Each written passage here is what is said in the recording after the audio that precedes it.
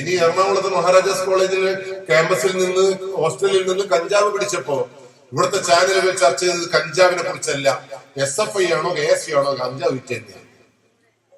ഇനി KSI വിറ്റാലും SFI വിറ്റാലും ഏത് കുട്ടി വിറ്റാലും അത് ആപത്താണ്, അവനെ നിയമത്തിന്റെ പരിധിയിൽ കൊണ്ടുവരണം എന്നുള്ള ബോധമല്ലേ സമൂഹത്തിൽ ഉണ്ടാവേണ്ടത്, നന്മയുള്ള സമൂഹത്തിന്.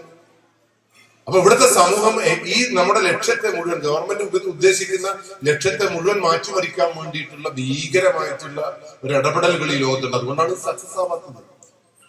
അവിടെ നമുക്ക് എന്ത് ചെയ്യണം? ഈ 18 വയസ്സുകാരന്റെ മനസ്സറിയണം. അതിനു മുമ്പേ നിങ്ങളോട് എനിക്കൊരു ചോദ്യം ചോദിക്കുകയാണെന്ന് അറിയോ? നിങ്ങൾക്ക് എന്തെങ്കിലും ലഹരി ഉണ്ടാകും? ലഹരിയൊന്നുമില്ല. നമ്മൾ ഈ മാറുന്ന ലോകത്തെ ലഹരിയെ കുറിച്ച് ചർച്ച ചെയ്യാനാണ് എന്നോട് മാഷ് പറഞ്ഞത്. നിങ്ങൾക്ക് ലഹരി ഉണ്ടെങ്കിലല്ലേ ചർച്ചയുള്ളൂ, ഇല്ലെങ്കിൽ ചർച്ചയുണ്ടല്ലോ. പക്ഷെ ഒരു കാര്യം ഞാൻ പറയാം, ലഹരി ഉണ്ടോ എന്ന് ചോദിച്ചാൽ നിങ്ങൾ 60% ആളുകളും എനിക്ക് ലഹരി ഇല്ല എന്നാ പറയാം. കുറെ ആളുകൾ പറയുന്നത് എന്താ അറിയോ? കുറെ ആൾ പറയുന്നത് ഉണ്ട്, ഇങ്ങനെ പറയും.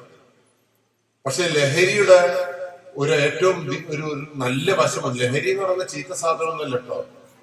ലഹരി ഇല്ല എന്ന് ആരെങ്കിലും പറഞ്ഞിട്ടുണ്ടെങ്കിൽ നിങ്ങൾ ഇപ്പം പോയി മരിക്കണം. കാരണം ഈ ഭൂമിയിൽ ലഹരി ഇല്ലാതെ ഒരു മനുഷ്യനും ജീവിക്കാൻ കഴിയില്ല. അപ്പൊ കുറച്ചാൾ പറയും ഇവൻ എന്റെ ടീമാട്ടോ, പോകുമ്പോൾ കാണണേ എന്നൊക്കെ കുറച്ചാൾ പറയും. ഞാൻ ഒരു ടീമും അല്ല. വാട്ട് ഈസ് ലഹരി എന്ന് പഠിക്കാതെ നമുക്ക് ലഹരിയെ കുറിച്ച് പറയാൻ പറ്റില്ല.